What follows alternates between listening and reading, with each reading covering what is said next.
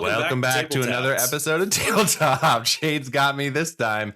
Good knowing that we're holding down Franco's the fort. not feeling well, so I gotta give him a break. Welcome back, everyone. I'm your host, Nick, and together we have the best panel in the biz. Why don't we introduce them? What about you in the hat? Why don't we start with you today? Hi, Rio. I'm the best in the business. Okay, thank you, Rio. Hi, I'm Shade. I'm in the business. Hey, it's Franco. I am the best in the business. Nice, everyone. And our business is staring blankly into the camera, deciding who is going to go next. Today we're going to talk a little bit. We were talking like an episode or two ago about a feeling of like feeling a little bit disconnected with player motivation or character motivations as a player, feeling like you're not really like knowing what your character would do in a given situation, and how to arrive at like a better way to figure out what your motivations are, and then being able to consistently stick with them. And by consistently, like Franco, you've said this a few times, which I really love, and I think we should say it at the top, that real people, real characters aren't 100% consistent all the time. That's like a crazy thing that robots are. So this is sort of a conversation more about how do we find our guiding principles for characters, and then when to follow those blindly, or when to figure out as a character, like when to deviate from them, essentially. So Franco, since that is something that you said a while, can you tell us a little bit about like where you came to that conclusion? Because you said it was like a Socratic theory, right? The idea that only fictional characters are like consistent, because like real people are Socratic are theory. varied. I don't know if I ever said that. Yeah, I think it was like 2 years ago, so it stuck with me. So it was something smart. I don't know. I'm thinking about like, never mind. That's not important. Who cares? Yeah, I don't know what that's about. But character, yeah, people don't act consistently. I think the character for me, I think I prefer GMing personally, but I think that like a character is made in the crucible of their decisions rather than their backstory. That's like just my opinion. And so a lot of those decisions can seem like inconsistent, or seem like, whatever, but like I think I just think like that, I think it's more interesting when people make decisions that are sort of based on the information that's in front of them, rather than like trying to follow a script or whatever. I mean, that can all like inform their decisions too, but I don't know. I don't know if I said anything worthwhile. No, I like that too. The thing that I'm sort of, I agree with this, but it also goes against like the idea of a backstory and creating sort of like an idea of what you want this character to be, to give to a GM in like a session 0 or something, because we've also talked about how important like communicating that is. Because if your character is sort of just the accumulation of the decisions throughout the campaign, and that is the best way to feel dropped into your character, is like a gradual make these decisions, and that is who your character is, then that is, for the people who really like prep, right? The people who really like to really work on a story and create something that feels consistent the whole way through, which isn't every GM, we should say. But that is harder to clock or to write for. If you're like, this character kind of does, like Bill became my first character for the audience, was just like a crazy id, like do whatever comes into the mind, like very arrogant, very selfish. But that sort of came about just because I was a new player and wanted to do crazy things all the time. And so that eventually built into something. But Rio, you expressed to me like how fucking crazy it was to try to write for the sessions when Bill was in them in those early days, and we didn't know what was going to happen from moment to moment. Like you would have to do a lot of stuff on the fly because there was no kind of tethering thing other than like, I want to do what I want right now. You know what I mean? Can I say something before Rio explains his sort of side of that? Well, I guess that's up to Rio. Rio, what do you think? What do you think? You gonna let him in? I just think that that's how I like to run games, it's like, that's like kind of the point for me, is like, I don't have an idea of what your character is going to be like or be presented with. I'm just going to present you with what I've got. And like maybe if some decision that you make comes down the line that could impact everything in the future, then that's fine. But I have a problem with like sort of being like, okay, what does their backstory say that they're interested in? Like I have just like written like little things where it's like, oh, this is like interesting, so I'll put this in here. Like Shade with your character Sora, like a lot of like, sort of like the political things that she was involved in. I was like, oh, okay, cool. I can lean heavy on the political with her character with some of these NPCs. But like, yeah, I just sort of, for me, it comes out like just in the play. And I wouldn't write week to week on like what, I just wouldn't do that, I guess. Like that's my right. I guess the only time that really, for me, that like this matters is that it's something that you are, because as a player, when you come in and you've written a backstory, there's stuff in that is indicative of what you're trying to do with a character, or what you want the play to feel like, or what you want your character within the game to feel like. And so if you go in with like a, the classic one, right, is like the Batman backstory that like a lot of early D&D people come in with, where they're like, my character was an orphan because he was killed by goblins, and now I go and I kill every goblin I ever see, and I'm trying to like protect other people from becoming goblin food.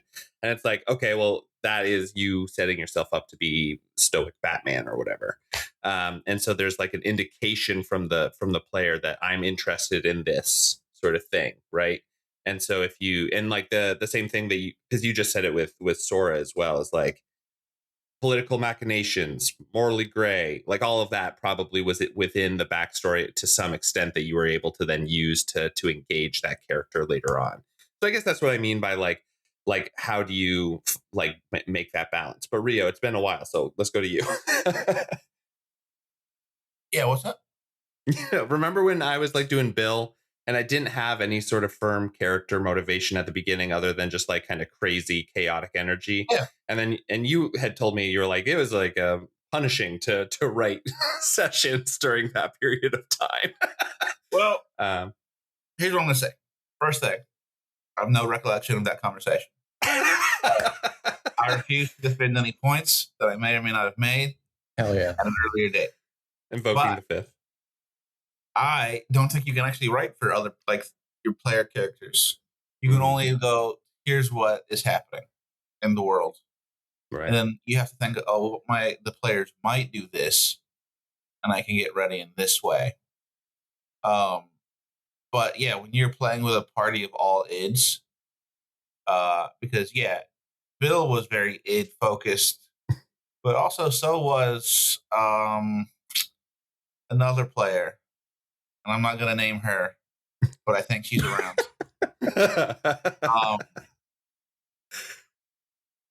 And if you have a bunch of players going, what's going to be the weirdest lever I can pull to see what will fall out of the ceiling?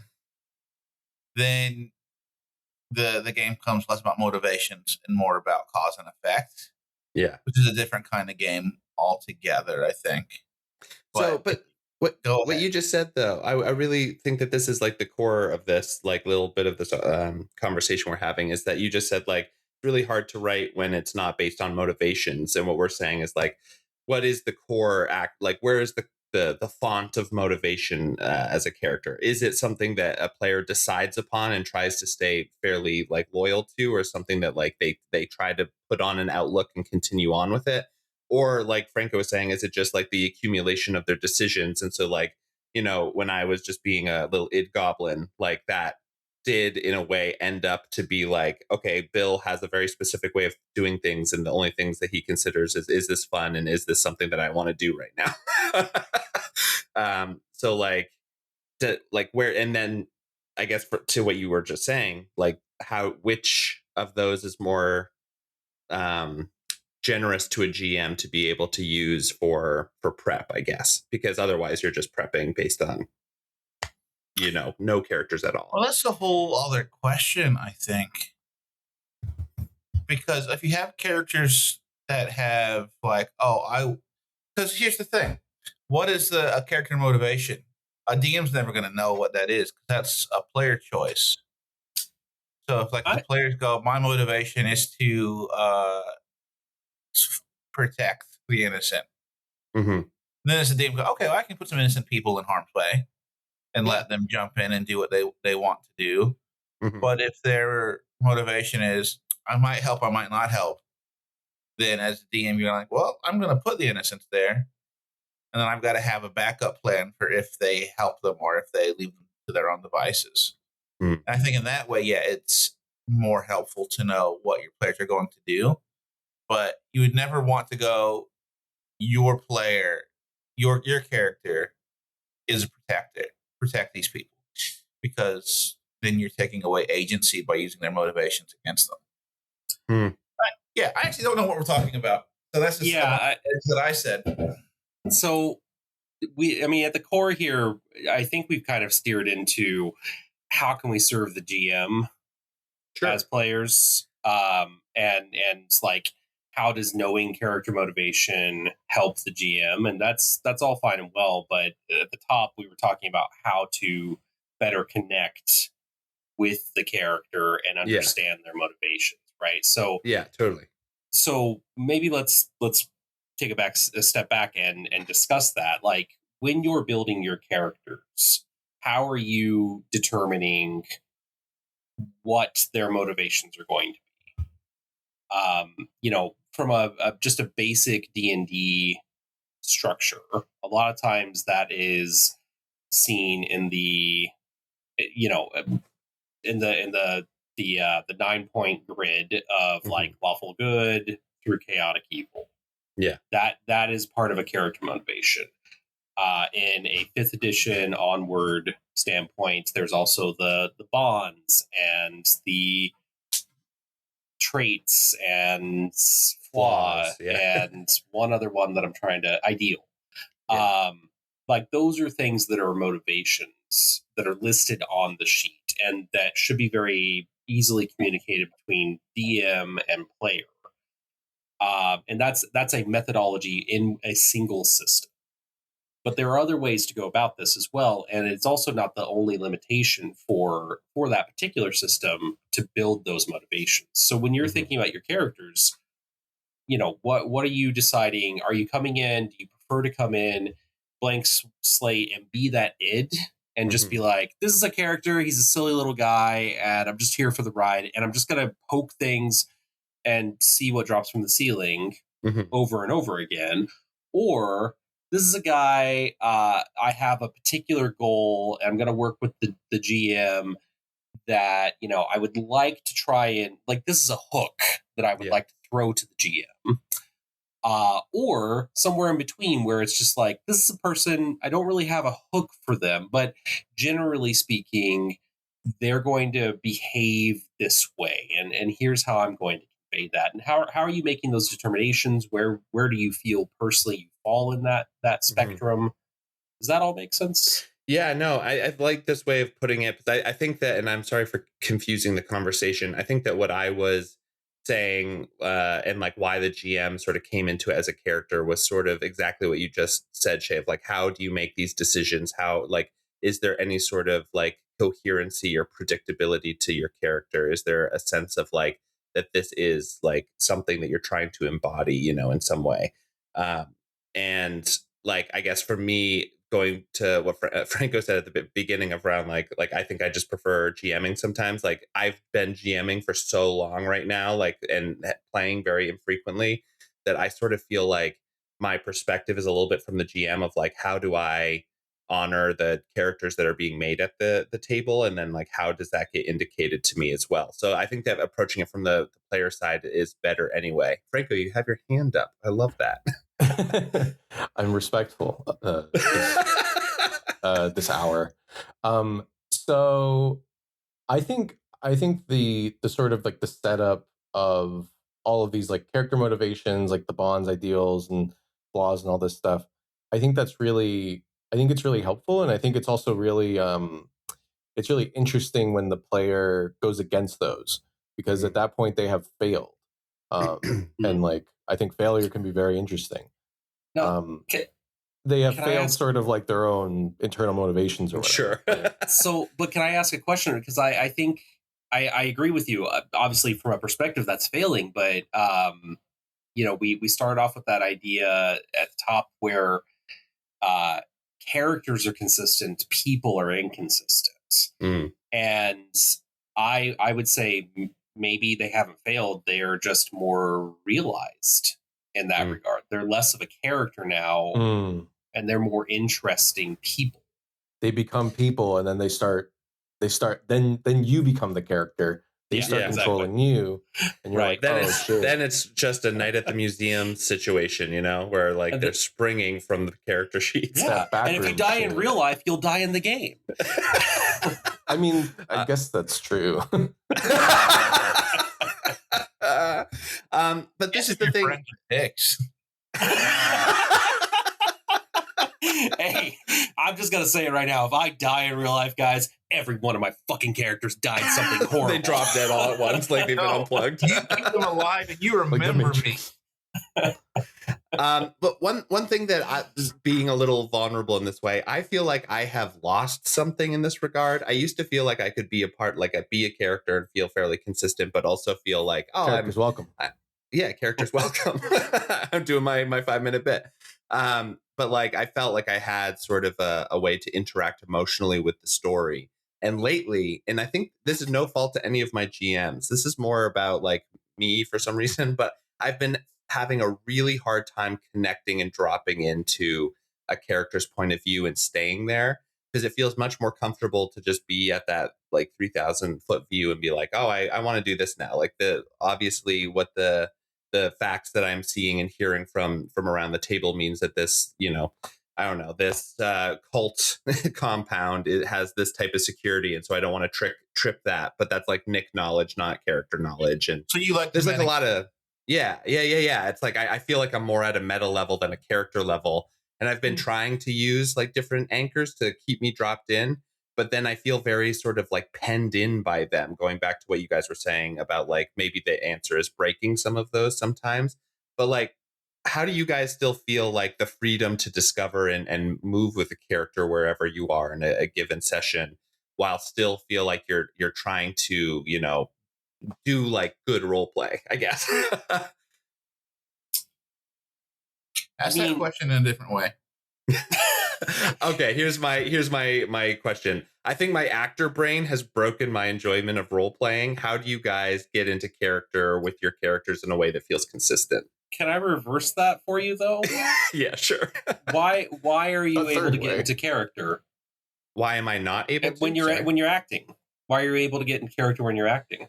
That's because I know the beginning all the way to the end. And because the script, and then I'm able to pull out why the character is feeling a certain way throughout the entire script. So I have a reference, You've just answered your problem. The character beginning to end. Your character in a tabletop game, the end is this exact moment right now. You know the beginning, and you know right now. Yeah. That is the character. Right. Yeah. I don't know. What do other people? Does that resonate for other people as well? Because I'm just chewing on this right now. Yeah. Here's how I do it. Because I play some wild characters that make bold decisions. Oh yeah, you do. Basically, you just go, what does my character know? Cut out all the stuff that's been tabled, like above board talk. Like, okay, I know there are guards in the third room, because I saw the other rogue sneak through that window, but my character doesn't know that. Yeah. My character sees a door in his way, and he doesn't have a key. And now, Brova is a Minotaur who solves problems by charging through them. So, okay, Brova's going to solve this door, because he's not thinking about loud sounds. He's thinking about, I need to get into this room. But I have another character, Denon, who's a small little boy. And he just wants to help people. So he sees a locked door. His first instinct is going to be, I should go see if someone else has a key. Someone else can lockpick. And I'm going to go look for a buddy. I'm not going to be trying to bust down this door by myself. So I think, to Shade's point, it's like, everything that has happened to your character. You should have your 3-word map. See earlier episodes. about. Can you explain the 3-word map just for people who haven't listened to that one? Go to the Patreon. You're like, no, this is someone else. No, don't do that. It's not there. But no, so like your character is like 3 words. So we'll go with Denon. Denon is a helper. He's curious, and he's been abandoned. So those are like the 3 drives for why Denon does whatever he does. He wants to help. He doesn't want to be abandoned again. And then he sort of got like this, oh, look, I'm just in the world out for the first time, and I want to see and touch and taste and hear everything I can take in. So that, like, just simple sort of, because what they say, creativity thrives in structure. Mm-hmm. So you have to build structure for how you're going to make decisions on your character, and then just sort of drive free for that.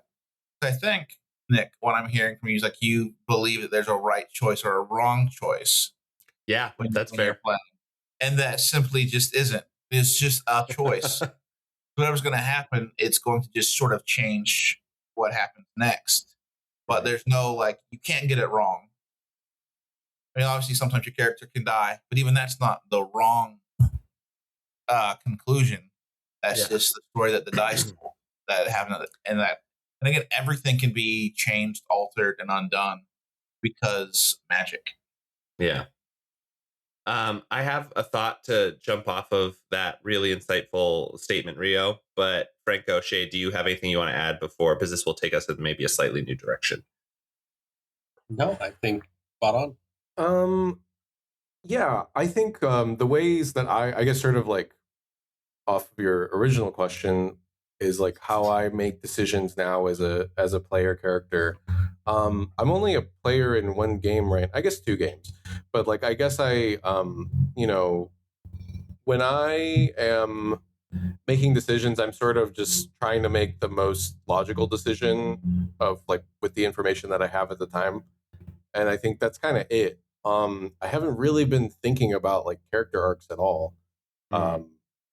Which I don't know. I mean, I think that is sort of fine. Like the character that I have in Waterdeep right now, Sana, like has a lot more sort of, I think, like character motivations and like building and stuff just because of like the things that Shade has thrown at me with like this like pact with a demon, and like I have to like steal people's names, and stealing their names kills them or whatever and sends them to the Blood War. And I'm like, oh, I have to grapple with the morality around that. And it's like, okay, cool. Like that's like me trying to make like good decisions as a player of like what the best choice is for me strategically. And then that sort of like bounces off of like internal character motivations. It's like, okay, how do I justify this post hoc? And then the other character I have in another one of Shade's games, Elway, is just like, I don't know, this is an avatar of myself. Like I'm using Elway as an avatar to achieve things in the game. And, and I think that's like a really different way. That's like a different way than I've been playing before. Which is just like, I think a consequence of me getting into like more old school systems where you're kind of just like, yeah, like you're just like playing this character as a vehicle through which you can make decisions and like win the game. And so like a lot of times I am making very, like decisions that are very like, well, like I don't want to die is like the ultimate like goal of this character, right? Is like self-preservation. And so like all this other stuff, like he doesn't really have like lofty ideals. And just because of how we were dropped into the game too, we're just like, we're all kind of pieces of shit. So it's kind of like helpful where I'm just like, oh, cool. Like I don't really have to care. Like I think in the last session that we played, I killed somebody in cold blood. And it was like the first time I just like murdered. So I put them to sleep because I'm a wizard, and I murdered him. And I was like, and they were all like, whoa, that's crazy. I'm like, I guess that's what my character is. It's like I'm 5th level now. So I think like now I'm at the point where I'm like, well, I guess I have a degree of power that I didn't have previously. And so, because previously I think in every session I was like, let's run away. And now that I'm strong enough, I'm like, let's murder them. And so I think that's sort of like, it's just kind of like, okay, I think this is just like this is their survival game. It's Frost of the Rime Maiden. I keep saying that way. It's Frost of the Rime Maiden, and I'm, everyone's freaking out. Everybody's sacrificing themselves or sacrificing stuff or whatever. So I'm just like, great, it's bleak. I'm bleak. Let's go. It's sort of like kind of similar to how I've been playing some of these like OSR one shots that I've been in. Like, I've been playing a lot of Mothership. I recently played Merkborg, and Merkborg, and yeah, a lot of it has just been like, okay, like, what do I want to do? Whereas like at that Merkborg table, one person who, like, one of the people at the table was like one of the, like, the little quirks that they rolled up was that they like to collect teeth. And so she was like, I'm just out here collecting teeth. Let's do it. And so like at every given moment, she was like trying to collect teeth. And then like at the end of it, she's like, I made teeth friendship bracelets for everybody. And we're like, oh, this is great.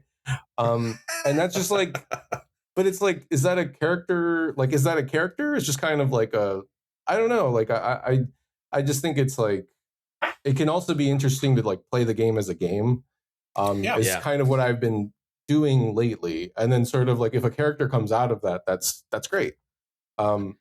I've been trying to like as I've been designing my open table campaign, I have been trying to also feed into like what I know are my players, and the players being everybody that I know. Players desire to have like a backstory and a purpose and stuff like that. And like that's all built into everything that I have. So it's like there if you need it. And I think that's like the best way to approach some of these things as a GM is just like it's there if you need it. Like if you really want to like get into character, get into like the flavor of the world, get into like any connections that you might have, like give me things to pull on. The knife theory. Do you guys know about knife theory? Did I talk about this? Nope. It's basically like as a player, give your GM knives to stick you with. And so a knife can be like an NPC that you really love, or like something that you really like or whatever. It's like from a Reddit post if you look up knife theory. But it's like it says like give your GM like 7 knives, and one of them might show up in play. And I think that's like a fun way to kind of like, okay, like I need to give the GM something. I can't give them a vague thing of like, I'm like a Batman guy and I want to fight goblins. It's got to be like a little bit more specific, where you're kind of like, well, I'm, like I have this person that I really care about or whatever, and like, or like I have this like debt that I'm obligated to or something, like these little things that the GM can just like bring out. And then that way you can see what your character is made of. That's it. Yeah. I really like what you said too. Like, I guess for me, and I don't want to get too far away from what we're talking about too, but like what that brings up in me too is like the struggle I have as a player. I'm going to just be the insert for the audience struggling with this today, because I am struggling with this.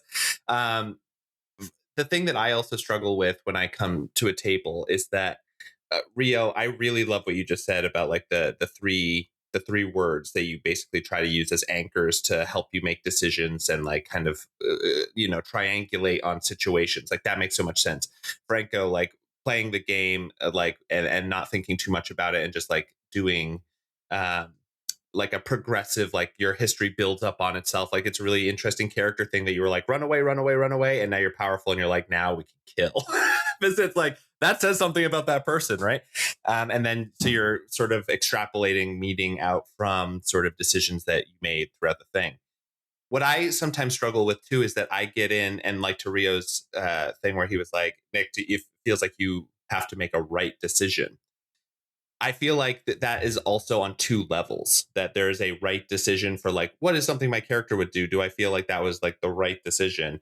But then there's also, as a player, was that the right decision for everyone at the table to continue with like their plan, the thing that they're exciting about? Am I ruining somebody else's fun because I break a door down and they've spent the last hour trying to stealthily infiltrate this room? You know what I mean? Like, I feel like there's a lot of pressures that come in when you're trying to play a character well while also kind of sustaining the fun of the table. And I know that we have the saying of like everyone is responsible for their own fun, and I think that is true. But at the same time, it's like you don't want to be a spoiler either.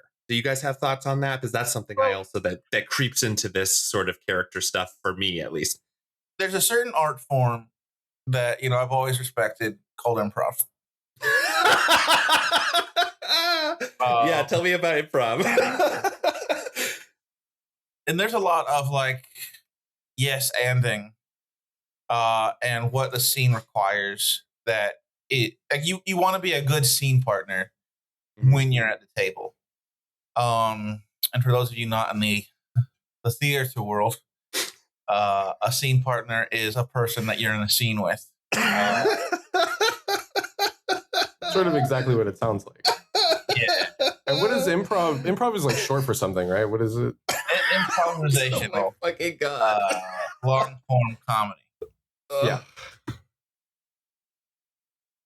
God damn it. No, you can use it too. That's I actually have used it. Yeah, I've used it to improve myself.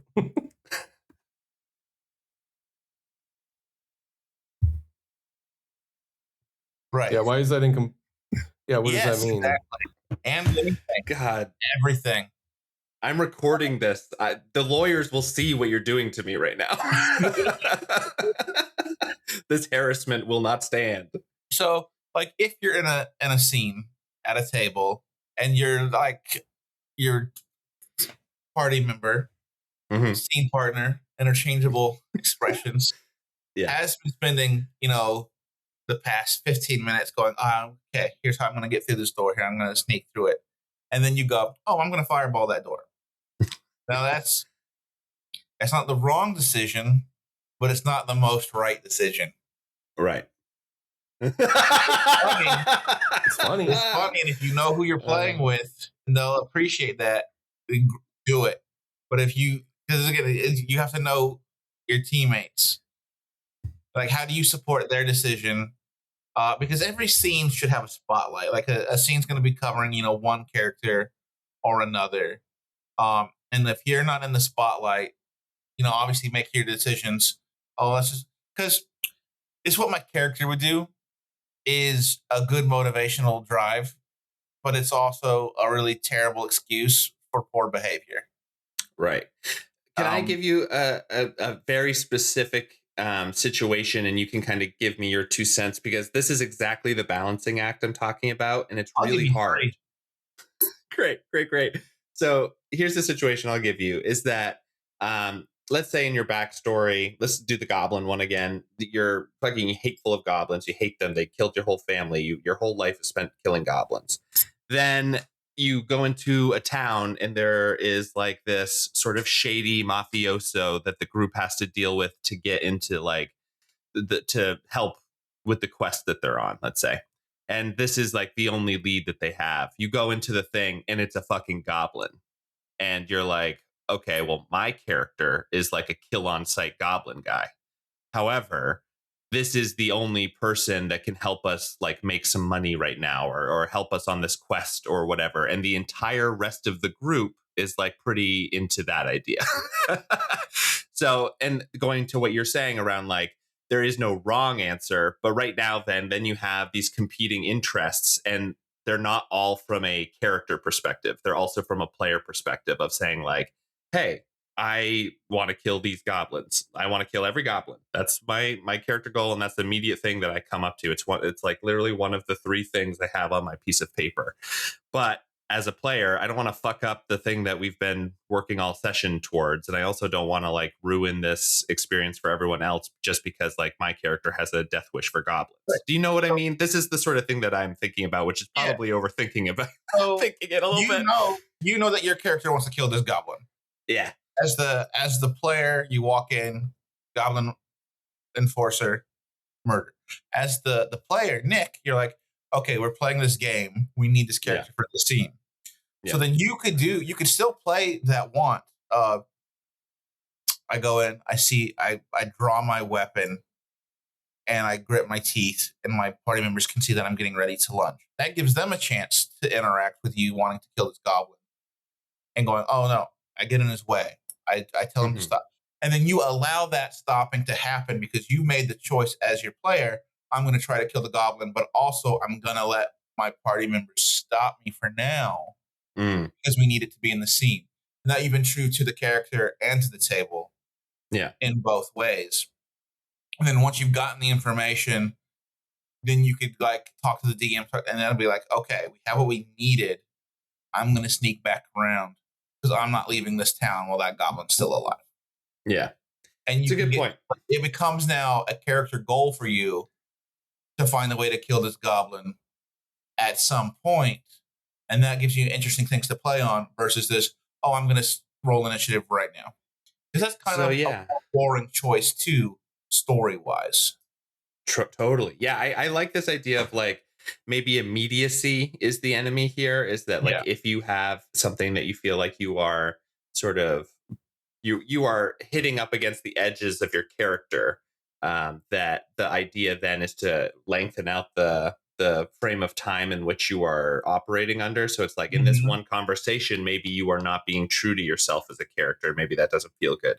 But as you lengthen out the experience and say like, yeah, but over the next 2 days, my character has not forgotten that has happened and like needs to go write that. You know what I mean? And then that becomes part of the character again. You can do what your character needs to do while also being a good party member. Right. Isn't Franco, that right? You were raising your hand again. Super polite. You're really nailing this this respectful guise that you've put on for this episode. Yeah, it's my new character. Villain Franco gone. Respectful Franco here to stay. He's out of here. He's got a cold. He's here. He's mellow. I think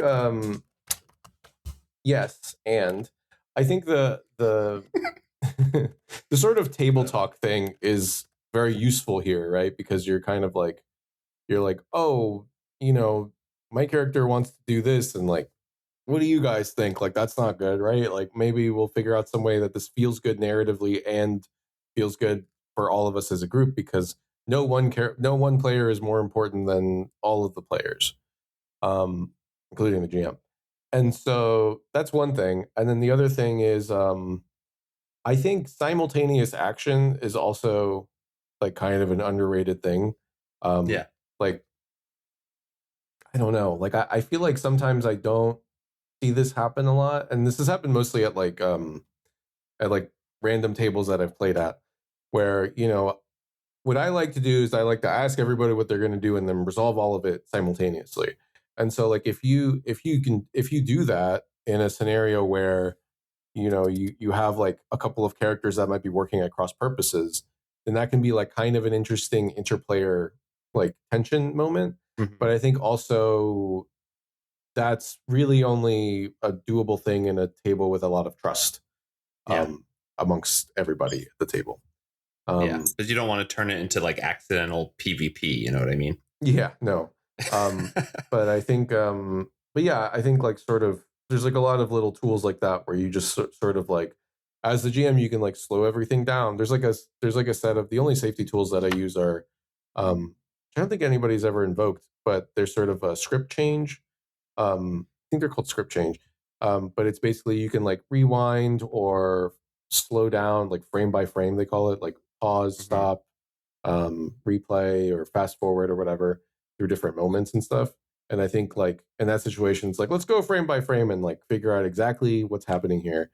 Or let's like rewind this because that was not cool. Or let's fast forward through this like, you know, bad moment or whatever. And I think that can be helpful as far as like trying to resolve table conflict as much as it is, you know, able to sort of elide triggering things or something like that, which is usually what the safety tools are purported to do. But I think safety tools are more like communication tools, like just helping ease communication at a table. Anyway, that's a tangent. Anyway, that's it. I'm done. Yeah. Basically everything you said, I agree with, Franco. I kind of always forget about that set of tools, because you have those little like pencils with the little thing on them that you can like raise essentially, which I really like. But I also have never had someone invoke a safety tool at my table, which I think means that as players we should just remember that they're available. but also I sort of was thinking about like the game of everything kind of battering up against the role playing of everything. Like when I play 10 Candles, or a game that is functionally just a mechanism for role play, I feel way less stressed about this stuff. It's really when like like the other parts of a TTRPG kind of get like put onto the role playing where I start feeling really stressed. So what do you guys how do you guys approach sort of like being or wanting to do good role play, or like feeling like you have like a standard that you've set for yourself, which is my mental illness, but then also having the rest of the game, which is just as important or just as important as the role play itself, that can sometimes kind of mess with being able to be flexible in a good sort of improv-y scene work way, going back to Rio's point. Rio, please. I've never had them unentwined, I guess. Huh. I don't. Can you say more about that? Things. I could say a lot of words. I don't think they'll be about that, but I'll say stuff. No, because like when I'm playing the game, the role playing choices and the game mechanic choices are all the same. Of what's my character doing in this scene, and rolling a dice and making a choice just kind of both feel like the same muscle, I guess, that I'm flexing with on that issue. Yeah. So I don't think, I'm going to make a role playing choice that's going to make the game harder to win. Because again, that's, if I'm a player, that's the DM's job to figure out how the game's going to continue and work. My job as the player is to contribute and tell an interesting story. So yeah, whether that's through abilities, powers, or choices, it all just kind of gets rolled up into like the same skill set. Yeah.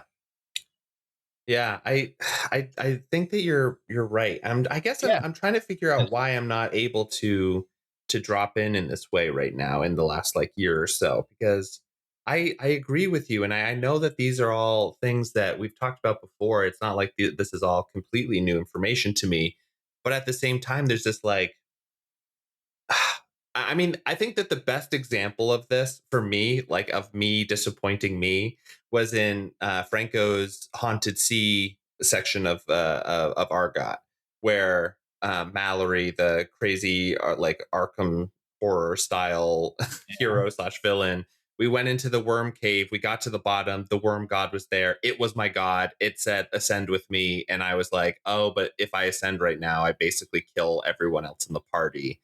And I said no. And I hated that I said no for the next like month, to the point where eventually I sort of was like, can I switch out characters? Because the character broke. Like it felt like, oh no, this core thing to this character, I sort of betrayed it in a way that, you know what I mean? And again, this is all in my own head. There was no problems for anybody else. But here's what I think. And he's in the room, so he can respond. If you had made this like you were given the choice, ascend with me, and it's like, oh, I'm a wizard, I'm a cleric. This is what I've been striving for. This is what I'm going to do. If that decision had killed the entire party, that's not your fault. That's the DM's fault. There should have been a way. There should be a way for you to make the decision that's right for your character, and for it not to end the game for everyone else playing. So I think the responsibility of the DM in that moment and go, oh, well, I can't make this decision because this will happen. Well, you don't know what's going to happen if you make that decision. You can't take that off.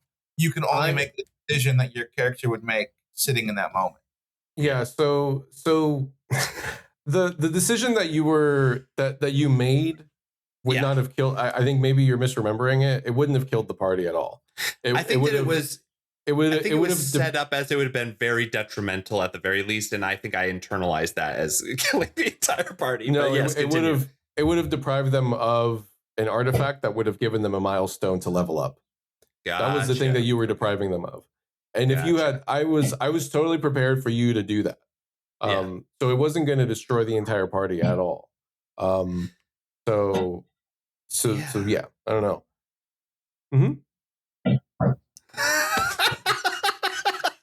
And that's unacceptable. I'm sure you guys could have found another way to level or whatever. You know, I would have like made something up.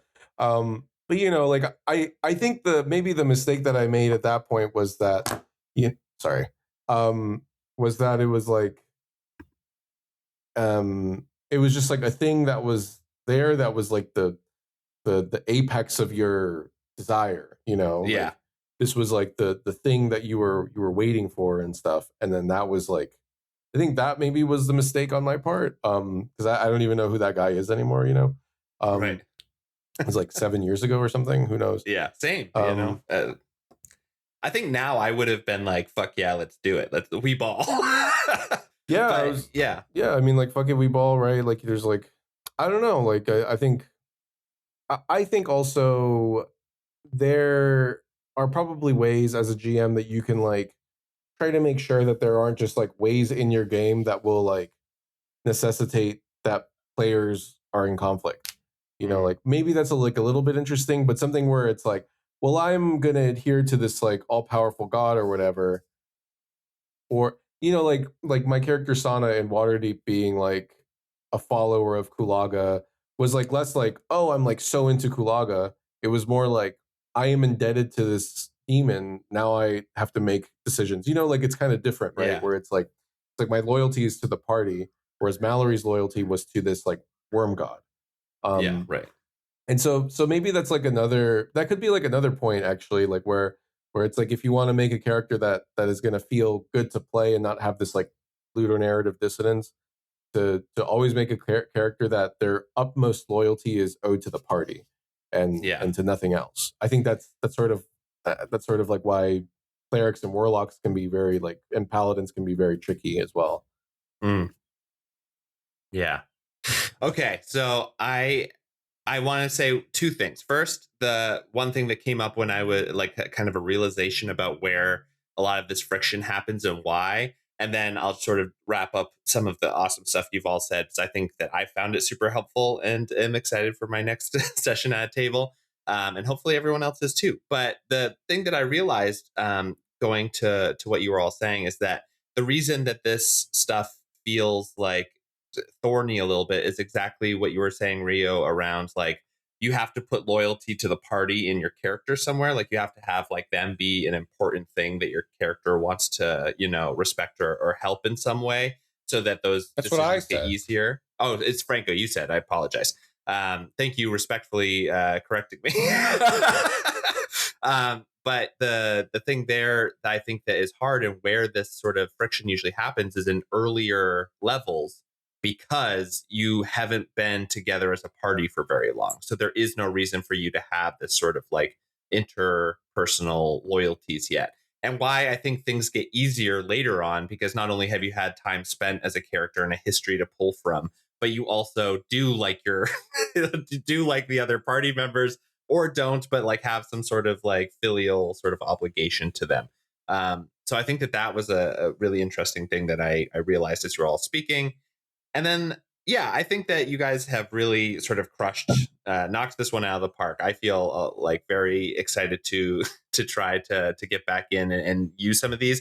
Some of the things that I'm pulling away, audience, is Rio's three not adjectives but words to describe your character, so that if you ever are in a moment of like, I have no idea what I would do here, you can look at them and say, okay, I could triangulate off these data points. I think that's super smart. You can just write them at the top of your character sheet. Very, very fun. Rio, great job on that. I really what'd you say? Thank you. Yeah. Oh, you're welcome.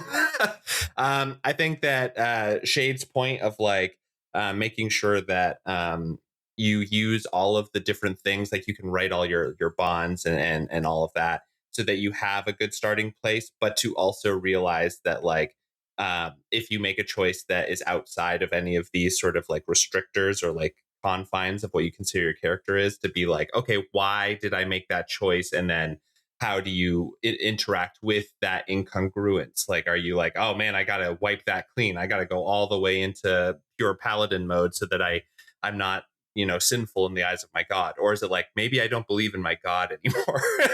Like that just adds interest. And then Franco, I think that you really also kind of knocked it out of the park when saying like depending on how you go in to not put too much pressure on yourself and just let the choices speak for themselves and like let those build upon each other, because eventually you're standing atop an actual character who's made all of these decisions. And even if they were sort of like, just in the moment, like I want to do this, I want to do that, eventually those will again create enough data points that you have a character somewhere in the middle there. Anything else that you guys really pulled out as something that you were a little piece of tidbit that if the audience takes nothing else away, that was a good thing to take away? Because if not, we can shut this down. Just that I'm great. Yeah. Okay. Rio is great. Everyone should know that. Franco, Shade, anything else? Yeah, my takeaway is that Rio's great. Yeah. Okay. Cool. I saw that coming as soon as you started winding up. I was like, that's a fastball right down the middle. All right, everyone. If you like Tabletop, we'll be back in 2 weeks on Monday. If you want to support us or get in touch with us, you can do that in a couple ways. You can go to our website, tabletoppod.com. We have a Discord button there. We have a contact sheet there.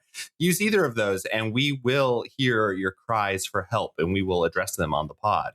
You can also go to patreon.com/tabletopped if you want to support us financially, or just join the community there. Lots of cool stuff there, including a module that Franco and I built a little while ago and are still working on. Franco, I'm so sorry. Also, if you like other shows, you should check out Matt's awesome podcast, Roleplay Chat. He's just a great guy, and he talks about stuff like this all the time, too. So if you're interested in hearing a little bit more about this topic. All right, everyone, we will talk to you later. Goodbye. Bye. Bye.